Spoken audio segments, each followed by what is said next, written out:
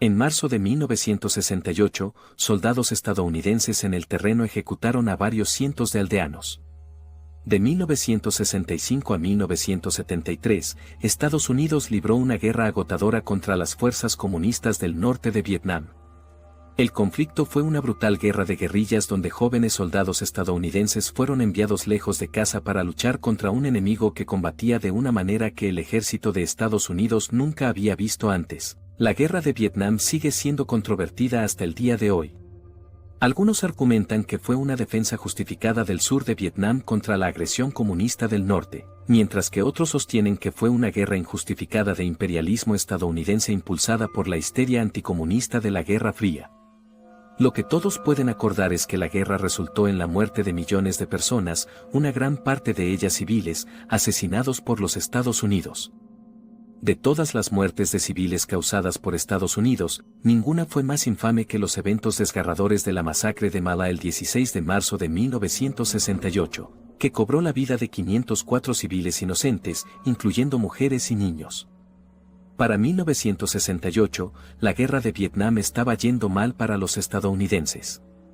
La ofensiva del Tet lanzada por el norte en enero de 1968 había agotado el poder militar de Estados Unidos y quebrado la moral estadounidense en casa y en el extranjero. Desesperados por recuperar la iniciativa, Estados Unidos lanzó una serie de contraofensivas para repeler al enemigo comunista. Uno de los objetivos de esta contraofensiva fue la provincia de Quang Ngai, específicamente el pueblo de My Lai. My Lai estaba compuesto por varias aldeas más pequeñas, incluyendo Ma La.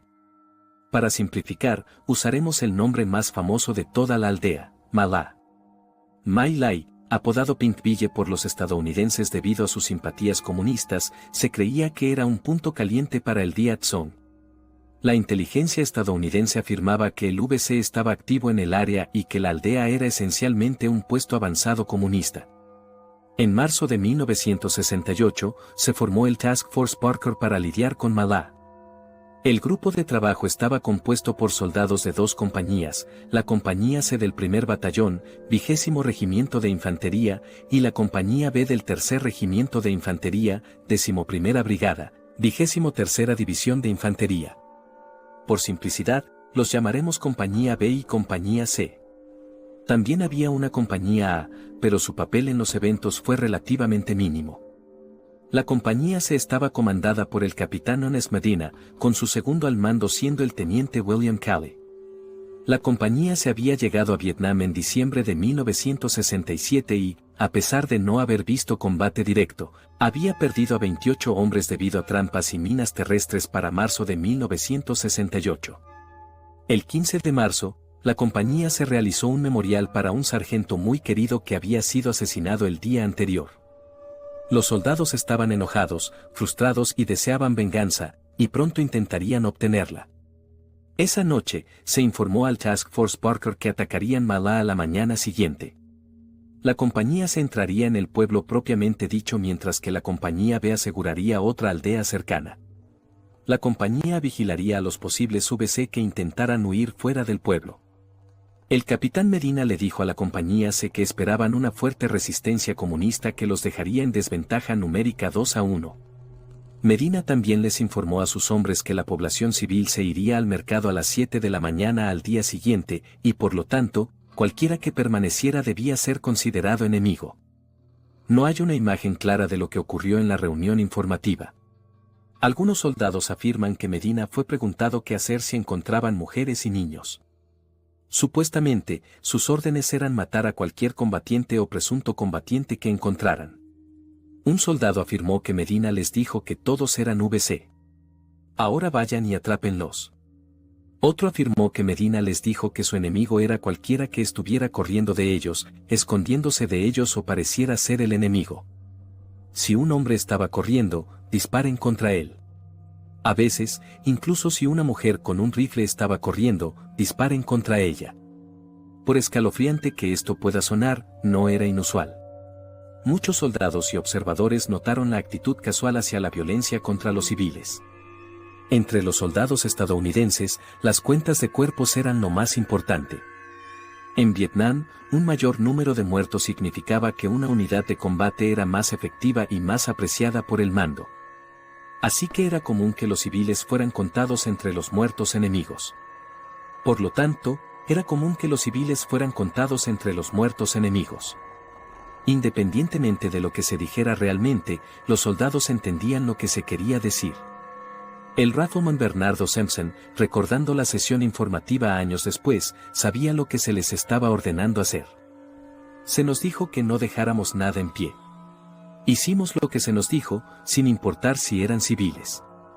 A las 7:24 de la mañana del 16 de marzo, la artillería destrozó la paz del campo vietnamita. Los proyectiles llovieron sobre una población civil sorprendida e indefensa entre las 7:30 y las 7:37. La compañía se fue insertada en el caserío de Millet por helicóptero. Cerca de allí, la tripulación de un helicóptero se enfrentó a 4 presuntos combatientes en las afueras del pueblo. Serían los únicos combatientes potenciales que encontrarían los estadounidenses.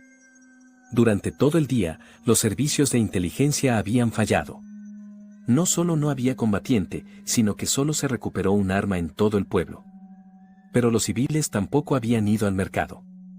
Conmocionados por el bombardeo, los civiles recibieron con cautela a los soldados estadounidenses.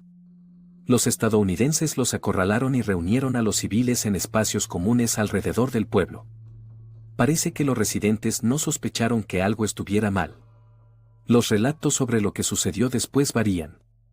Al parecer, sin previo aviso, uno de los soldados estadounidenses apuñaló a un civil con una bayoneta. Como tiburones que huelen la sangre en el agua, el resto de los soldados estadounidenses siguieron rápidamente su ejemplo. Se produjeron disparos. Los gritos resonaron en el pueblo y comenzó la masacre. Los estadounidenses actuaron sin piedad, lanzaron granadas a los búnkeres para matar a los civiles acobardados. Disparaban a cualquiera que encontraban, los empalaban con bayonetas o los quemaban en sus hogares. No se salvó nadie. Las mujeres gritaban, sin éxito. Un soldado raso recordó haber visto a mujeres arrojándose sobre sus hijos para protegerlos. Los GIAs simplemente disparaban a los padres y ejecutaban a los niños inmediatamente después. Los estadounidenses incluso usaron lanzagranadas contra grupos de civiles para hacer la matanza más eficiente. Mientras tanto, la compañía B ingresó al otro pueblo cercano aproximadamente 45 minutos después de que aterrizara la compañía C. Aunque menos bien documentada, cometieron una masacre similar, matando entre 60 y 155 personas. En las siguientes horas, un grupo de entre 20 y 50 civiles fue llevado a un camino de tierra justo afuera de mi ubicación, donde fueron ejecutados en masa. Un testigo de esto fue el sargento Ronald Haverly, fotógrafo del ejército estadounidense. Haverly había sido enviado en una capacidad oficial, pero horrorizado por la acción, también tomó fotografías con su cámara personal. Estas fotos se volverían legendarias y desempeñaron un papel clave en la exposición de la masacre años después. Algunas de sus fotos más famosas muestran grupos de civiles aterrorizados atados momentos antes de la ejecución. Otras muestran las consecuencias con los cuerpos de mujeres y niños muertos en el suelo. Haverly recordó vívidamente haber visto a un niño herido caminando en un estado de aturdimiento. Le habían disparado en el brazo y la pierna. Listo. Mientras Haverly se agachaba para tomar una foto, un soldado estadounidense se acercó y mató al niño con 3 disparos antes de alejarse. Entre los asesinos, se destacaba el segundo al mando de la compañía C, el teniente William Calley. Muchos hombres afirmaron que Calley había sido quien dio órdenes directas para disparar a civiles. Calley había reunido a entre 70 y 80 civiles y los había marchado a un canal de riego al este del asentamiento. Calley luego ordenó a sus hombres que los ejecutaran. Calley mismo ajustó su rifle a modo automático y no se detuvo hasta que todos los civiles estuvieran muertos. Otra característica de la masacre fue el alto número de víctimas femeninas. Se sabe que al menos 20 mujeres y niñas fueron violadas, aunque el número real probablemente fue mayor. Una violación particularmente brutal involucró a una mujer que acababa de ser asesinada por el soldado que había disparado a sus hijos. La masacre duró horas. Un especialista, Bernardo Simpson, afirmó haber matado o mutilado personalmente a 25 personas. Un soldado lo describió como una cosa nazi. Algunos soldados no participaron en la violencia. Sin embargo, ninguno de la compañía se intentó protestar u oponerse a la masacre. A pesar de todo, solo se disparó un tiro a un soldado estadounidense por parte de un soldado estadounidense que se disparó en el pie como excusa para ser retirado de la escena. Para algunos, un intento honesto de evitar crímenes de guerra. Para otros, un cobarde intento de salvarse a sí mismo sin hacer nada para detener la matanza. Afortunadamente, hubo 3 soldados involucrados en la operación que mostraron valentía y humanidad. Un equipo de helicópteros compuesto por el oficial de guerra Hugh Townsend, el especialista Junior Lawrence Colburn y el especialista Glenn Andreatta se horrorizaron e intentaron intervenir para salvar a los civiles. Vieron a una mujer en un campo. Había resultado herida e intentaba huir. El equipo del helicóptero pidió ayuda por radio pero no obtuvieron respuesta. Lanzaron una granada de humo en un intento de darle cobertura, pero solo pudieron observar cómo el capitán Medina se acercó fríamente a la mujer y la ejecutó a quemarropa. Thompson más tarde vio a las tropas dirigiéndose a un búnker lleno de civiles y aterrizó su helicóptero.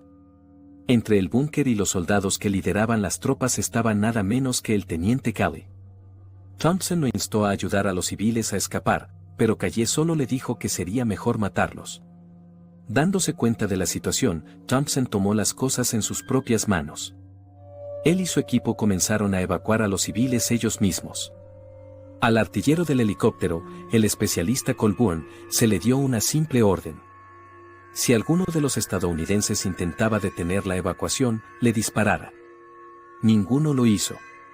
Juntos, el equipo logró salvar a una docena de civiles. El especialista Glenn Andreatta incluso saltó al canal de riego lleno de cuerpos para rescatar a un niño de 4 años ileso. Estas preciosas vidas se salvaron, pero en el balance final, se sintió como un logro vacío. Las estimaciones del número de muertos varían.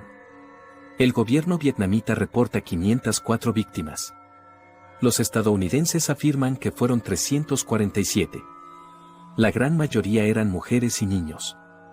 Al menos 17 de esas mujeres estaban embarazadas y 56 de los niños eran bebés.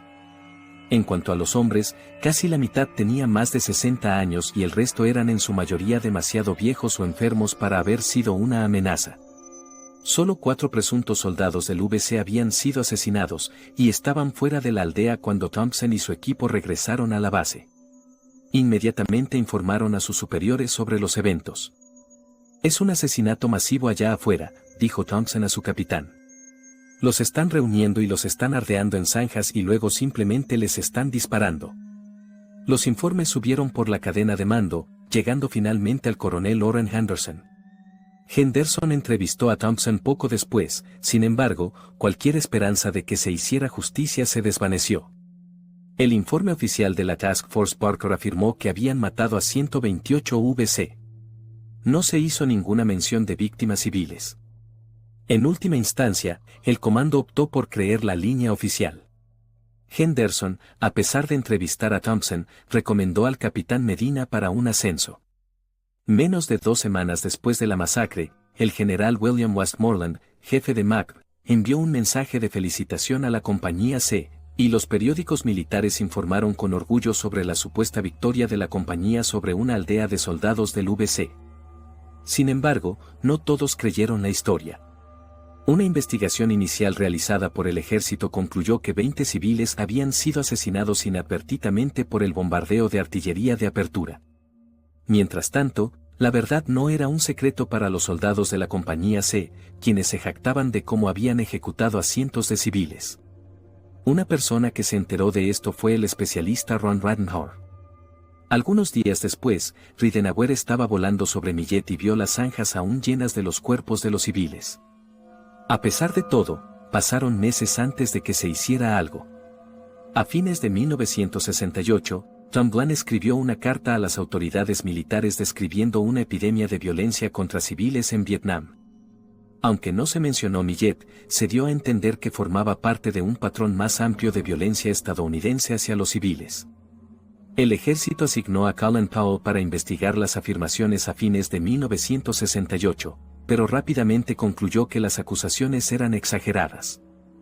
Este era el mismo Colin Powell que luego se convertiría en secretario de Estado bajo la administración Bush, donde jugó un papel clave en la guerra contra el terror. Parecía que el ejército estaba intentando encubrir la masacre. Al abandonar el ejército, Rob Ridenour agregó su voz al creciente coro que pedía una investigación. Ridenour escribió docenas de cartas exponiendo la masacre al presidente Nixon, al Pentágono y al menos a 30 congresistas. Ninguno de ellos respondió públicamente. Sin embargo, el ejército ya no podía ignorar que se habían producido muertes civiles en Millet. En septiembre de 1969, silenciosamente acusaron al teniente Calle y solo a Calle de 6 cargos de asesinato. La historia podría haber sido descartada si no fuera por el periodista Seymour Hersh. Hersh era consciente de las acusaciones latentes sobre Millet y el 13 de noviembre de 1969 publicó un artículo explosivo que expuso la masacre y la persecución militar de Calle. En las siguientes semanas, el sargento Aberley, el fotógrafo en la escena en Millet, compartió sus fotografías con las revistas Life y Time. Las fotos lo dejaron al descubierto. Los soldados estadounidenses habían masacrado a cientos de civiles vietnamitas e intentado encubrirlo. Las revelaciones fueron impactantes y destruyeron la confianza pública en la guerra. La administración Nixon, encabezada por el asesor de seguridad nacional Henry Kissinger, intentó sin éxito contener la historia. A fines de año, CBS estaba transmitiendo entrevistas con soldados que admitían abiertamente participar en la masacre. Sin embargo, la idea de que las tropas estadounidenses pudieran hacer algo así era demasiado para que algunas personas lo aceptaran. Una encuesta de residentes de Minnesota mostró que el 49% de la gente creía que la historia era falsa. Inventada por defensores de la guerra, el ejército no tuvo más remedio que hacer una investigación adecuada. El teniente general William Pearce fue designado para investigar. Su informe en marzo de 1970 encontró que al menos 200 civiles habían sido asesinados y como máximo 4 VC. Concluyó que había ocurrido una tragedia de grandes proporciones. En las consecuencias, se acusó a 26 soldados, una pequeña fracción de los involucrados. 4 oficiales, incluido Calle, y 9 soldados alistados fueron acusados por la propia masacre, mientras que otros 12 fueron acusados de encubrirla. De los 25 acusados, 5 llegaron a juicio. De esos 5, todos menos 4 fueron absueltos. El 29 de marzo de 1971, el teniente William Calley fue condenado a cadena perpetua por matar al menos a 22 civiles inocentes. Fue la única persona acusada relacionada con la masacre de Millet. En su juicio, Calle no mostró ningún remordimiento. Según él, solo estaba siguiendo órdenes. Seguía convencido de que los civiles de Millet eran su enemigo.